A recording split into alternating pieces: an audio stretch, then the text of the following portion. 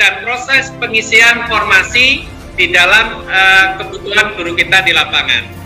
Nah, maka yang sekarang ini sedang disiapkan bahwa pelaksanaan pendidikan PPG terintegrasi dengan rekrutmen ASN, sehingga ketika terjadi pengusulan berapa jumlah yang dibutuhkan, maka kita sudah memperhatikan berapa formasi yang dibutuhkan di sekolah.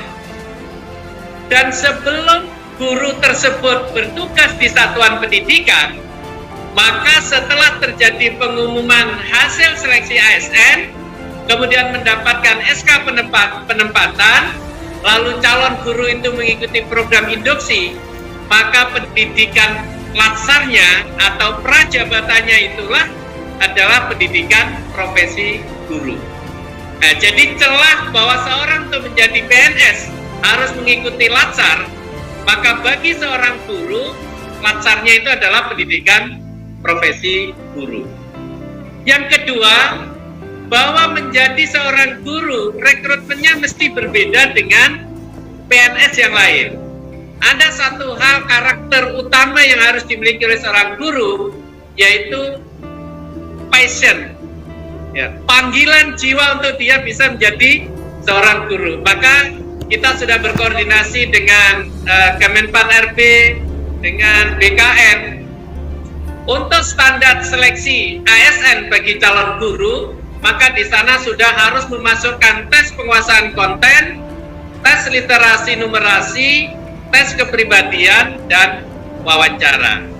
Nah, tidak sekedar tes-tes seperti yang ada sekarang ini. Dan alhamdulillah respon dari Kemenpan RB, Kemdagri, BKN ini sejalan dengan ide yang disampaikan oleh Mas Menteri. Dan inilah yang sekarang sedang disiapkan oleh tim.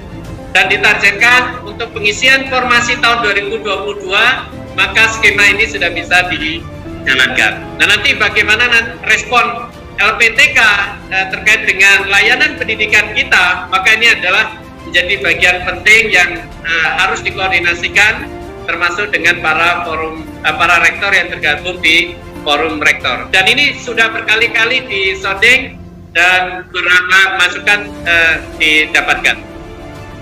Nah, ini skemanya, dan melalui pendidikan model baru ini, maka kita akan bisa kembali kepada ide awalnya. Jadi kalau mau membersihkan kolam, maka air yang masuk ke dalam kolam itu haruslah air yang bersih.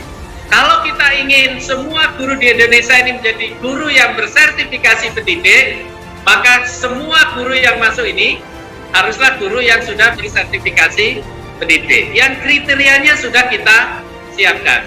Sementara yang sudah ada di dalam ini, maka intervensi untuk peningkatan mutunya akan kita gunakan dengan program guru penggerak, dengan tetap menjalankan PPG dalam jabatan yang diformulasi baru dengan segala penyesuaian sesuai dengan batas kemampuan kita.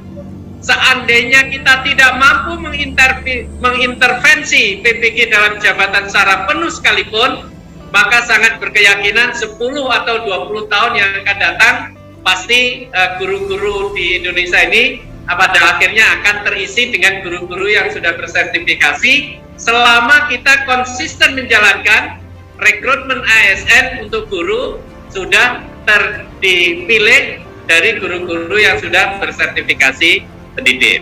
Nah, ini konsep yang kita terapkan, dan ini hitung-hitungan kita, dan kemarin mudah-mudahan ini komitmen dari Presiden untuk menyiapkan 1,1 triliun bagi anggaran untuk pendidikan profesi guru prajabatan, karena mudah-mudahan kondisi keuangan membaik, dan insya Allah gini akan bisa kita jalankan untuk memenuhi 72.000 guru yang akan pensiun yang harus terisi di tahun yang akan datang. Lalu yang kedua, ini sekolah penggerak. Sekolah penggerak ini adalah sekolah yang intervensinya ini diharapkan menghasilkan lulusan yang di atas level yang diharapkan, lingkungan belajarnya aman, nyaman, inklusif, dan menyenangkan, layanan pembelajarannya berpusat pada murid. Nah, ini sebenarnya kan jati diri dari inklusif, teaching at the right level. Ini adalah semangat yang kita bawa dari inklusif. Nah, apa peran yang bisa kita jalankan ketika program sekolah penggerak ini ada? Nah, tadi Pak Yaswardi kan menjelaskan ada komite pembelajaran dan ada in-house training.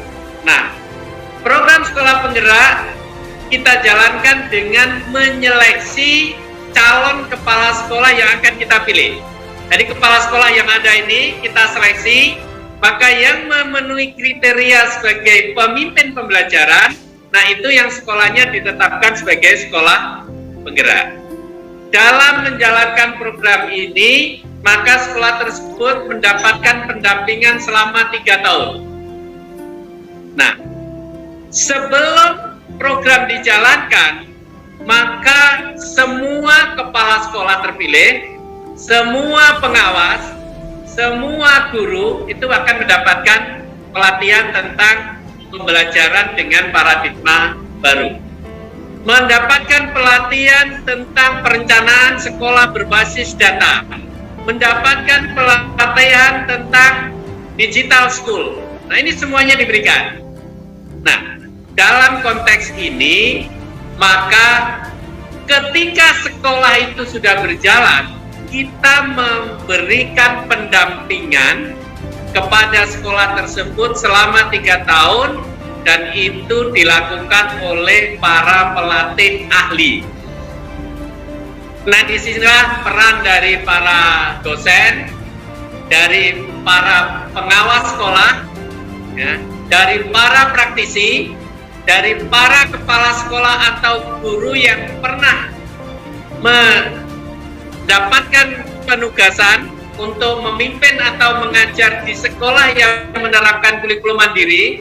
Nah, kurikulum mandiri ini maksudnya adalah kurikulum seperti IB, Cambridge, kurikulum bukan kurikulum nasional, maka dia bisa menjadi calon pelatih ahli.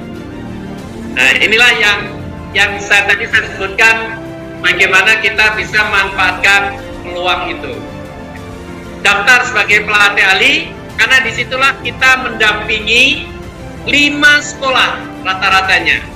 Nah, kalau mendampingi 5 sekolah, maka di situ sudah ada berapa pengawas yang akan terlibat, berapa ratus guru yang akan kita dampingi, berapa puluh ribu anak yang akan terintervensi oleh kita kalau kita menjadi pelatih ahli. Sehingga nggak ada alasan lagi kita nggak punya ruang untuk menjelaskan pendidikan inklusif, karena kita bersentuhan langsung dengan sekolah-sekolah yang melayani pendidikan anak-anak kita.